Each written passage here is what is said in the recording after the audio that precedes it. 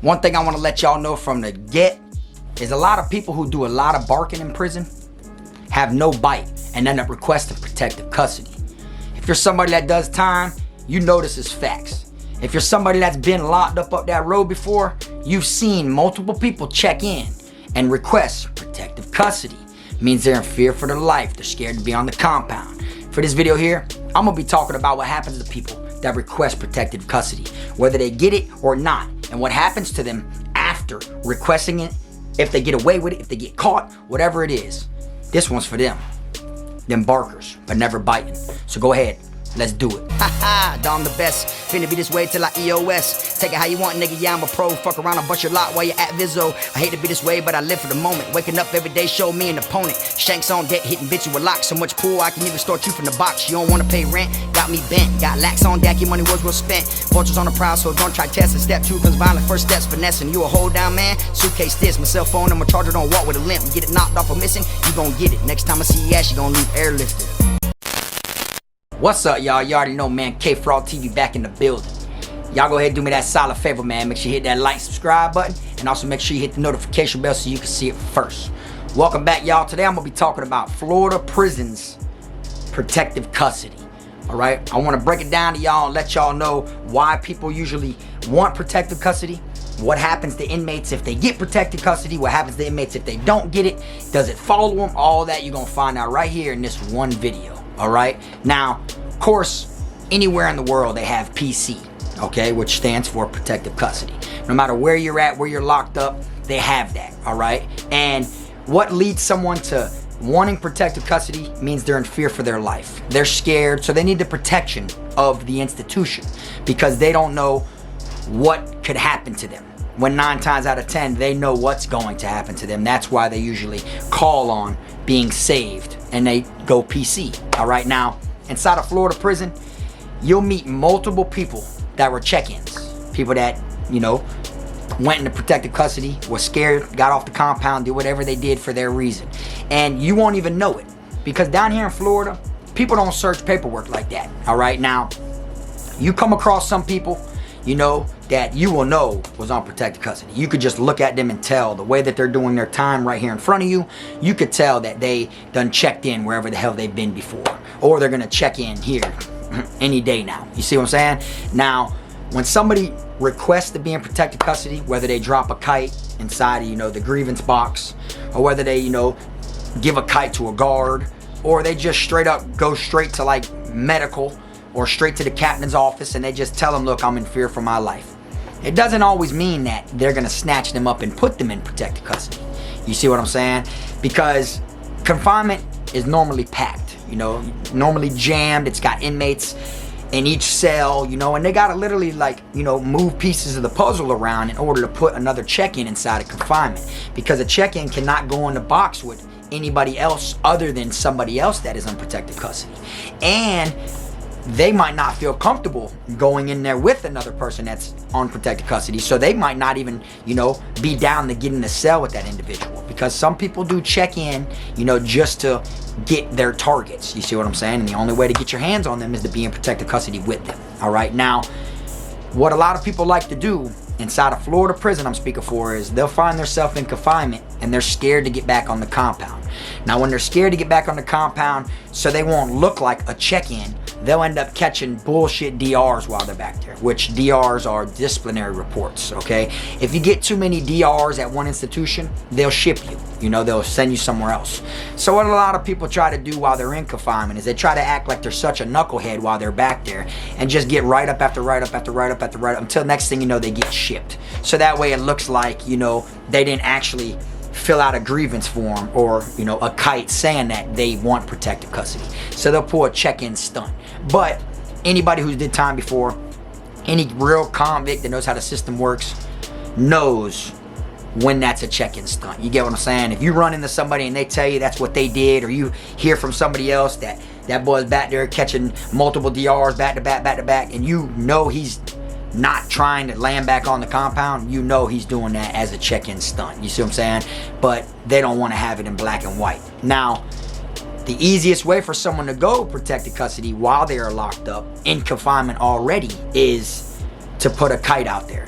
send a grievance to the guards or wherever it goes, the grievance room. Let people know, when I get out, these people are gonna harm me, these people are gonna do this to me, I'm scared, they're gonna beat me up, I won't be able to live, they might kill me, you know, these type of things. And if they ignore that and they put you back on the compound and it happens, they can find themselves in a lawsuit, find themselves in trouble, and you know, it looks like the prison's the problem, you understand? So it's like a red flag. You've been red flagged, now they're not supposed to let you back on the compound like that. But the way it works inside a prison is you don't always get approved, okay? Which means they might know you're just trying to run off with somebody's money. They might know that you're literally just pulling a check-in stunt because you're in debt with somebody, you know? Or they might not just like you, and they know that your own kind wants you, your own gang or whatever it is, and they want you to be dealt with.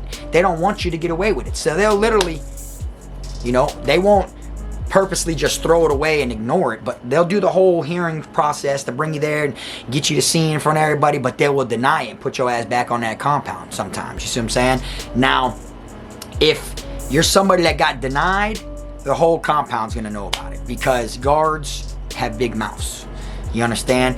And they want to see people get dealt with. They hate when people try to rob, steal, or check in, or try to play like they're gangster, and then when the heat's on them, now all of a sudden they get scared and they want to, oh my God, they're going to get me, they're going to jump on me, they're going to beat me down, I'm scared for my life. They don't like that, because you were just playing gangster when you was with them same boys running around on the compound. Now your ass is against them, so you're in fear for your life. Now you want our help after being a dickhead towards us before that, you see? Because a lot of inmates, when they got brothers and they got homeboys and they got people that are backing them, they walk around like they're untouchable, you know, and they disrespect not just other inmates, but they disrespect guards as well.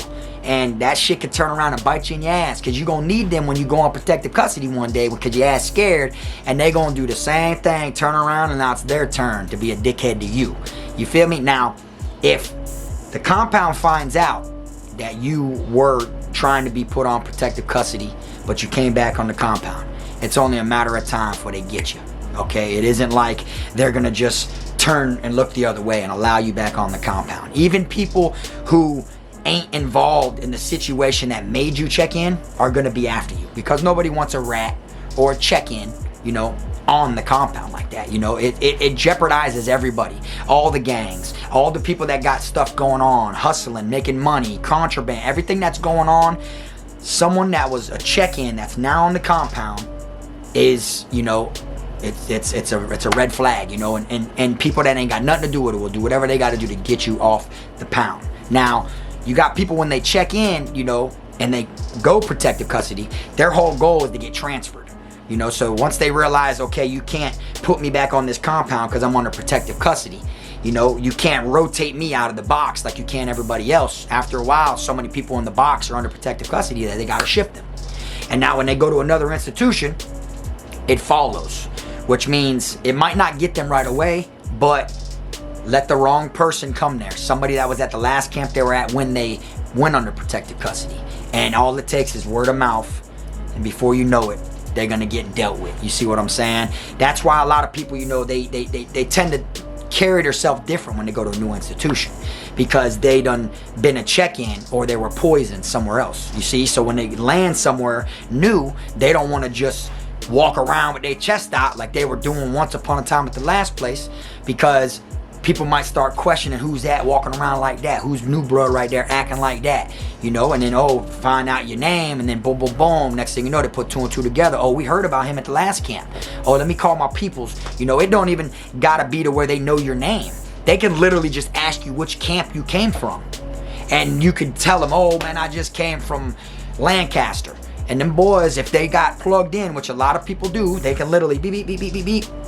Yeah, blah, blah, blah, blah, there's this dude that just can't hear, bro, saying he from out of the way, you know him, blah, blah, blah, white boy. What do they call you? Oh, they call him, da, da, da, da, da. Oh, yeah, bro, he was on protected custody over here, man, bro, check in. See, now word gets around, boom, and get him up out of there, you see?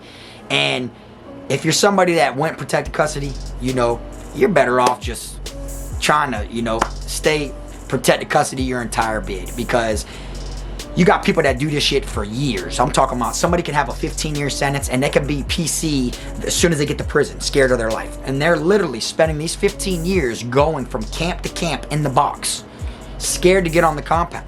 When in reality, the hard time is behind that door.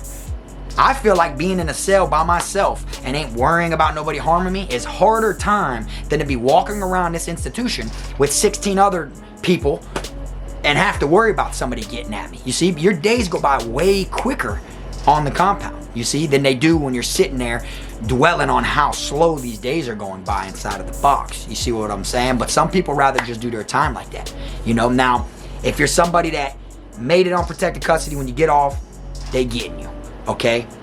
If word catches up to you, you're done.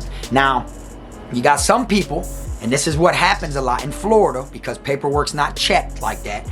You got some people that will go on protective custody and they'll manage to make it out of prison with nobody knowing. You see, nobody will know that they were in protective custody. Now, when they go back to prison again, whether it's later on, they're older now, whatever the scenario may be, whether it's their second bid, third bid, whatever, etc.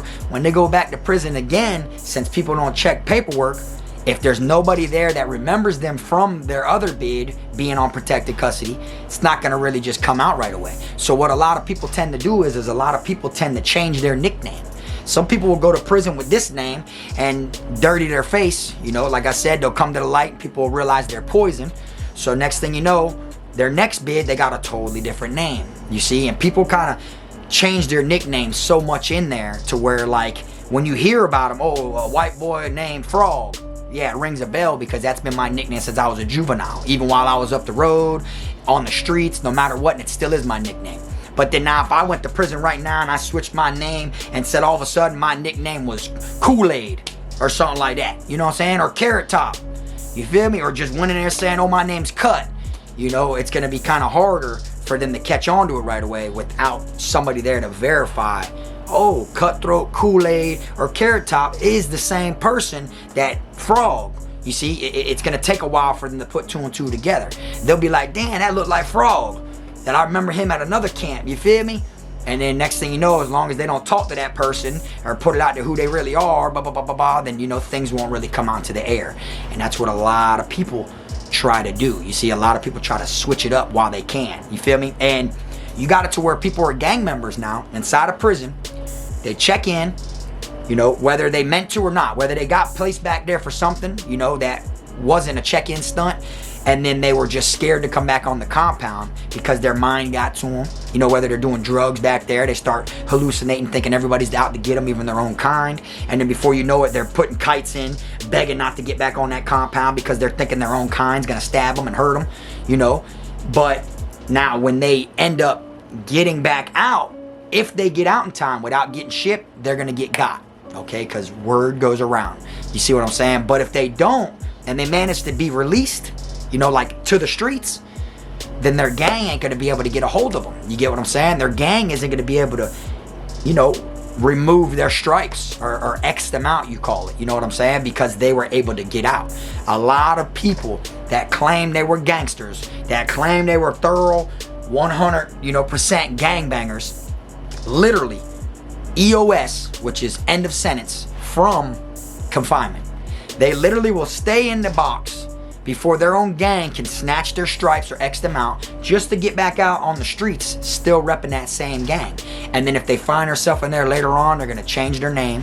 They're gonna deny whatever it is, you know, and then if there isn't somebody there with hard proven facts, now it's kind of hard for it to stick, you feel me? Because when somebody says something about you, that person has to prove it. And the person that it's being talked about, the one that they're saying is a protective custody inmate back in the day or whatever, he's got the right to face his accuser. And then a lot of times they be gang members or, you know, heavy affiliated. So the person who's accusing them is scared to face them because they're worried about what that person's backup is gonna do to them. You see what I'm saying? So a lot of times you might have somebody that sleeps with a boy in there that's a gang member or goes in protective custody like we're talking about. And somebody else would be like, man, I remember him from another camp, man. He was on PC or he was sleeping with boys.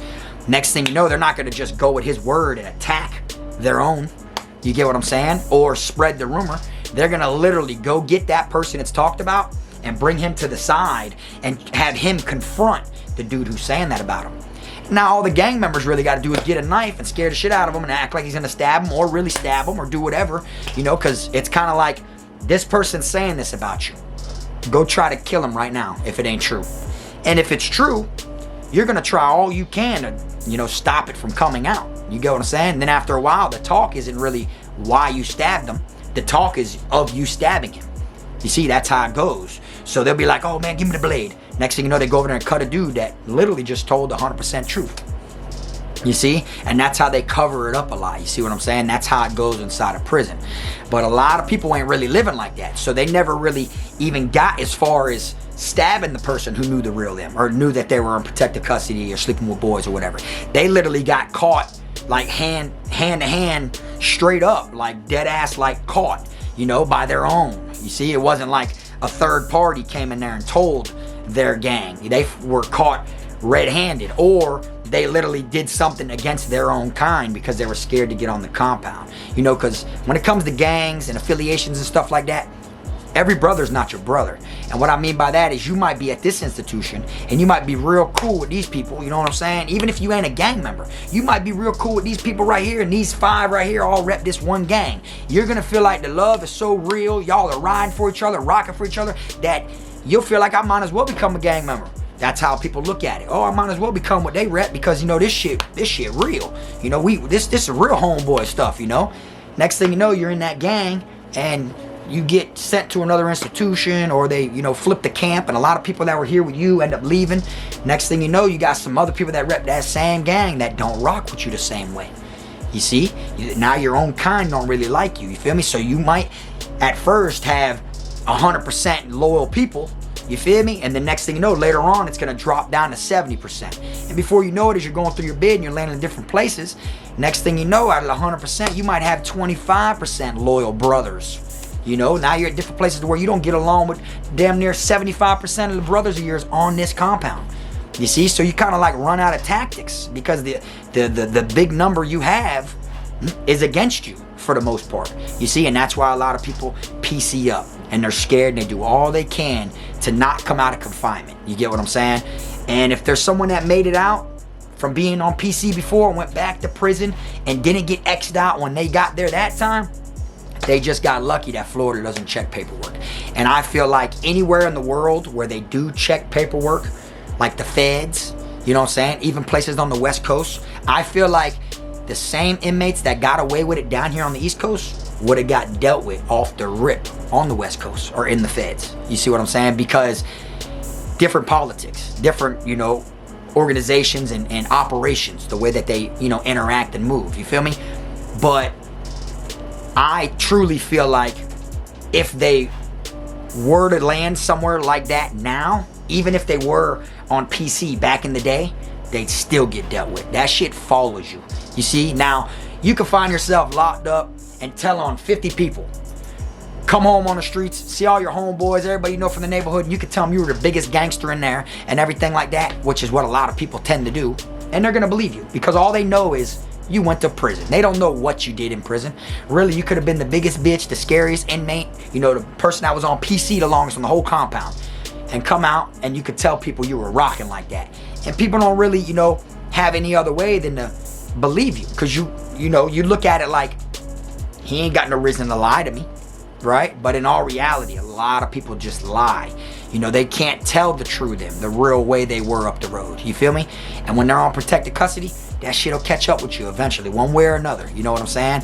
You might be able to get away with it on the streets. You know, you might have to run dolo on the streets now, repping the gang. You won't be running around with a bunch of your own kind. And if you are, and you were on PC, it's just a matter of time until it comes out to where they know, and your own kind's gonna disown you. So it's like in prison, your own kind disowned you for, you know, being a rat, you know, checking in, being on PC or whatever. But then you come home to the streets, that's a different, you know, different group of the organization. So it's two different worlds. You see?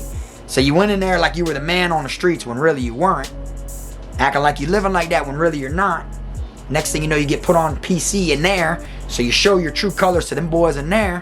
Come home, act like you still, you know, living like that to the people out here, when really you done dirtied your face in there. And then next thing you know, when it comes out from how you were living in there, you done dirtied your face out here. And then before you know it, you're gonna run out of places to go. Just like someone who has a warrant. You know, eventually, boy, you're gonna run out of destinations of getting away. And before you know it, Like, that's the only way it goes. When you turn into somebody that was on protected custody, it could catch up with you in the chain gang, or it could catch up with you on the streets. And I'm just speaking facts.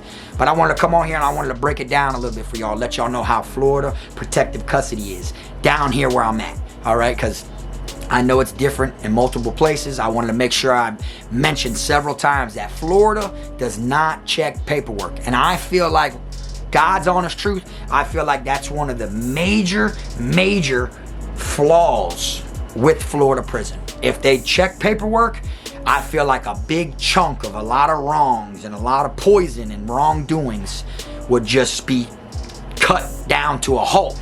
You see what I'm saying? I feel like that shit would just be terminated and prison would be totally different, you know? But hey, I ain't the one that makes the system. I'm just somebody that did some time there.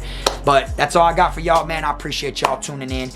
No matter where you are, no matter where you're from, if you've been locked up before and you know how they do it on PC over there, where you're from, if you've seen people check in, go to protective custody, whatever, drop it in the comment section, man. Let people know what it's like over there. I just broke it down for y'all in Florida. Your input goes a long way. I appreciate y'all tuning in, and like I always say, make sure you keep them rats, squares, clowns, chomos, pedos, gunners, wannabe honor boys, and clout chasers, and motherfuckers who live on PC, who are scared for their life, out your circle. And until next time, this the one and only, I am my team, Frog.